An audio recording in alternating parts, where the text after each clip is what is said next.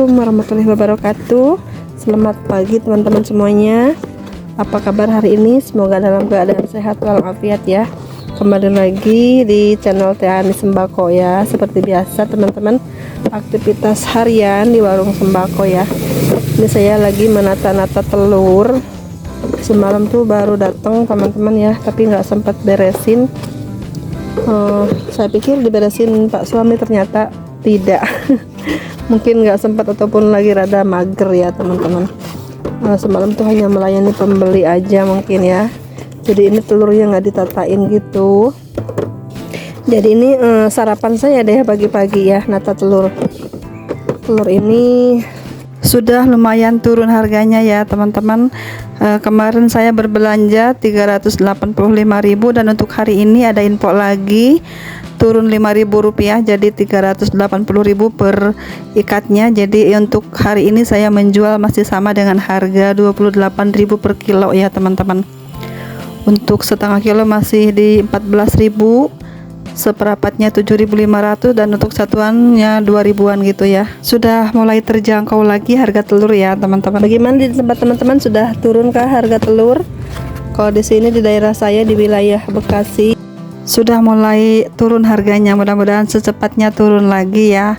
Jangan sampai ini turun sedikit naiknya banyak lagi seperti itu ya. Kadang-kadang kan telur kan begitu teman-teman ya, turunnya sebentar naiknya lama gitu, banyak gitu teman-teman ya. Ini menurut agen telur, pengambilan telur ini dari daerah Jawa gitu, Blitar atau Solo atau Kediri gitu ya. Ada juga yang dari mana tuh, Tegal atau mana gitu teman-teman ya. Ini pokoknya daerah Jawa gitu ya, tidak nyeberang lautan teman-teman. Ada juga yang dari Sumatera gitu teman-teman telurnya, tapi ini kurang bagus menurut saya kalau daerah Sumatera gitu. Mungkin terlalu jauh jaraknya, jadi di jalan tuh agak sedikit berkurang kualitasnya, tapi harganya lumayan murah teman-teman biasanya ya. Beda dengan telur Jawa, jadi itu dari Sumatera tuh lebih murah harganya. Namun ya saya tuh jarang banget jual dari daerah Sumatera gitu ya, kebanyakan dari Pulau Jawa aja teman-teman ya, tergantung agennya juga. Tapi saya memilih telur yang seperti ini warnanya ya. Dan menurut saya telur dari area Jawa itu lebih tahan lama, lebih awet gitu ya teman-teman. Ada juga telur yang dari daerah Sumatera gitu ya, itu yang gede-gede itu teman-teman, yang kulitnya putih-putih itu ya. Jadi saya tuh jarang ngambil telur yang dari daerah Sumatera gitu ya, karena kualitasnya menurut saya kurang cocok di wilayah saya di sini ya. Cepat retak kulitnya ya, cepat gampang pecah gitu ya kulitnya, tidak tahan lama teman-teman. Kadang-kadang suka ada yang cepet bau gitu ya. Jadi pelanggan saya itu pada komplain, telurnya jelek ya katanya, kulitnya putih-putih, gampang banget retak kulitnya gitu ya. Jadi saya memilih telur yang dari Jawa, dari Blitar ataupun dari wilayah mana gitu ya teman-teman. Yang penting daerah Jawa aja telurnya. Jadi telurnya tuh bagus, kulitnya tuh agak kemerah-merahan gitu ya, agak kecoklatan gitu. Ini menurut saya telur yang lumayan bagus, awet, tidak cepat busuk dan tidak mudah retak juga kulitnya ya teman-teman. Jadi namanya di warung tuh kadang-kadang kita tuh beresin ataupun menimbang tuh gampang dipegang-pegang kan satu-satu gini kan teman-teman. Kadang-kadang kan pegang gini aja udah kepencet dikit gitu langsung retak gitu. Kalau ini enggak ya, ini lumayan tebal kulitnya, jadi tidak mudah retak. Kalau telur biarpun harga semahal apapun ya teman-teman, pasti banyak yang mencari, banyak yang membutuhkan, karena ini telur ini bahan pokok, barang pokok banget di warung sembako kita ya. Ini barang kebutuhan kita sehari-hari. Contohnya kita di rumah ya, ini untuk beberapa menu kita bisa menggunakan telur ya, entah itu digoreng, didadar ataupun direbus ya, ataupun untuk membuat aneka kue teman-teman ya. Ini banyak banget kegunaannya telur ini, multifungsi teman-teman ya. Jadi telur ini nggak boleh kosong ya.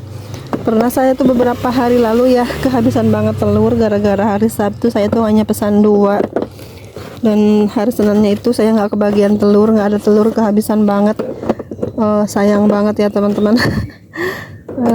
Peluang dapat uang jadinya nggak ada ya teman-teman, karena telurnya nggak ada stoknya saya ya.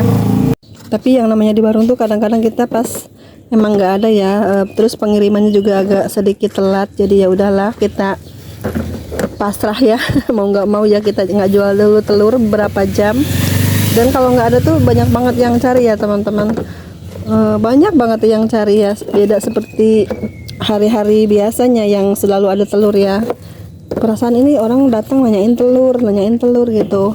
Pas banget di warung saya itu lagi habis banget telurnya, nunggu akangnya tuh lama datangnya ya, karena itu hari Senin, mungkin sibuk juga akang telurnya. Jadi menurut saya ini nggak boleh kosong banget stok telur ini ya.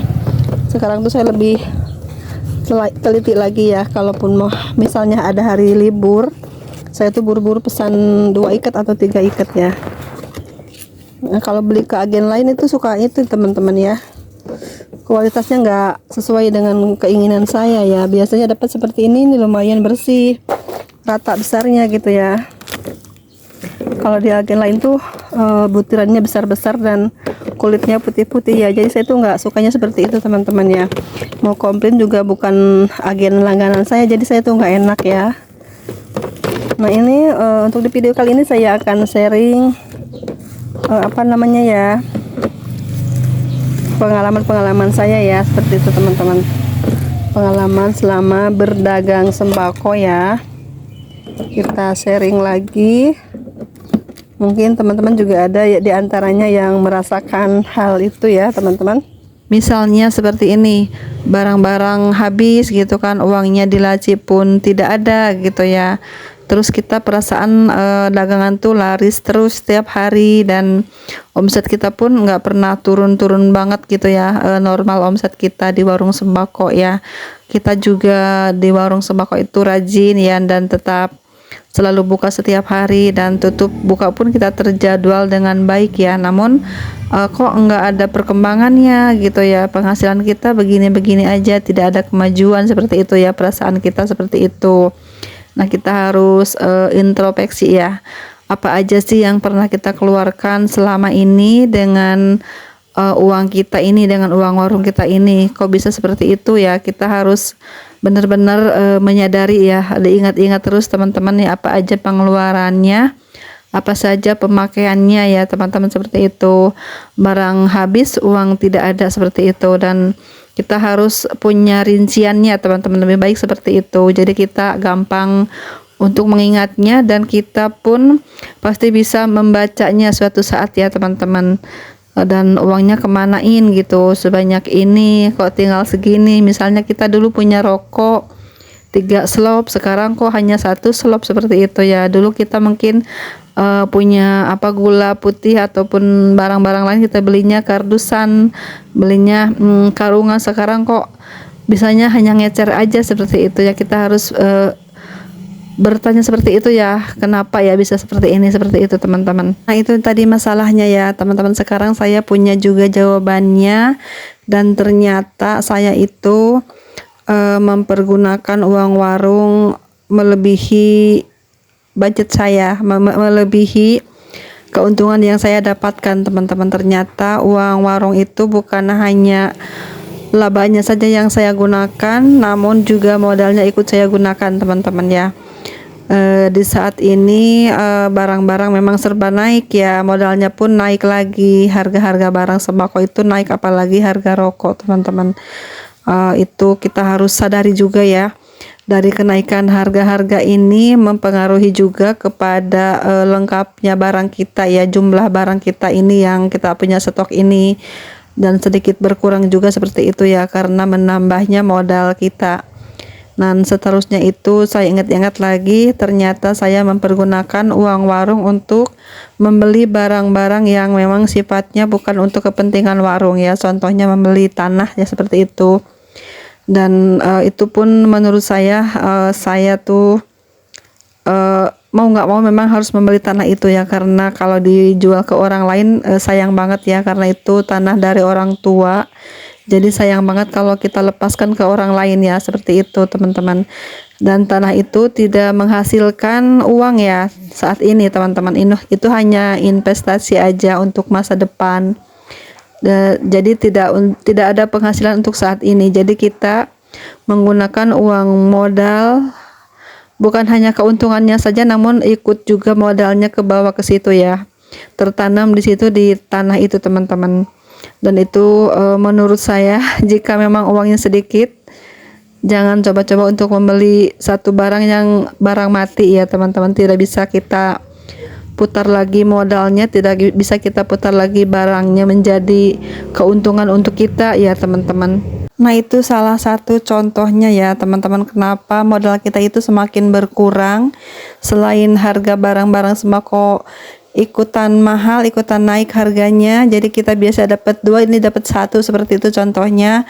Dan mungkin kita juga mempergunakan uang kita membeli barang-barang yang bersifatnya bukan kepentingan warung, barang-barang mati yang sulit untuk diputar lagi uangnya, seperti itu ya. Dan yang selanjutnya mungkin kita terlalu besar pasak daripada tiang ya, kita terlalu banyak pengeluaran untuk biaya kehidupan kita, itu pun bisa jadi berpengaruh ya kepada usaha warung sembako kita teman-teman. Contoh mudahnya, kita berpenghasilan sehari 20.000, sementara pengeluaran kita sehari-hari itu 50.000. Nah itu akan mengakibatkan modal kita pun ikutan habis ya, tergerus ya, habis lama kelamaan mungkin bisa jadi gulung tikar seperti itu. Karena itu tanpa terasa, tanpa kita sadari mungkin ya, seperti itu teman-teman ya. Mungkin nanti juga dapat lagi, seperti itu. Padahal kita mempergunakan itu bukan hanya keuntungannya, tapi ikutan juga modalnya kita gunakan, seperti itu teman-teman. Jadi menurut saya ini mengelola usaha warung sembako ini harus hati-hati banget ya, harus punya rinciannya, harus punya catatannya ya teman-teman, untuk supaya kita lebih tahu lagi pengeluaran kita sehari-hari itu apa saja teman-teman. Besar atau kecilnya usaha kita itu harus ada pembukuannya ya teman-teman. Maka kita buat pembukuan warung sembako yang sederhana versi kita masing-masing ya, supaya kita pun tahu lagi ya, lebih tahu lagi kemana saja uang kita ini teman-teman, seperti itu. Itu menurut saya teman-teman ya, ini sharing pengalaman saya juga. Nah itu dulu teman-teman ya, sharing saya kali ini. Semoga ada sedikit gambaran untuk teman-teman dalam mengelola usaha ini. Harus hati-hati dalam mengelola uangnya ya teman-teman, jika tidak ingin gulung tikar ya, jika tidak ingin tekor terus ya uang modalnya, seperti itu teman-teman. Harus kita perhatikan betul-betul, jangan sampai kita terlalu besar pengeluaran daripada pemasukan ya teman-teman. Terima kasih semuanya sudah menonton, sampai jumpa di video selanjutnya. Assalamualaikum warahmatullahi wabarakatuh.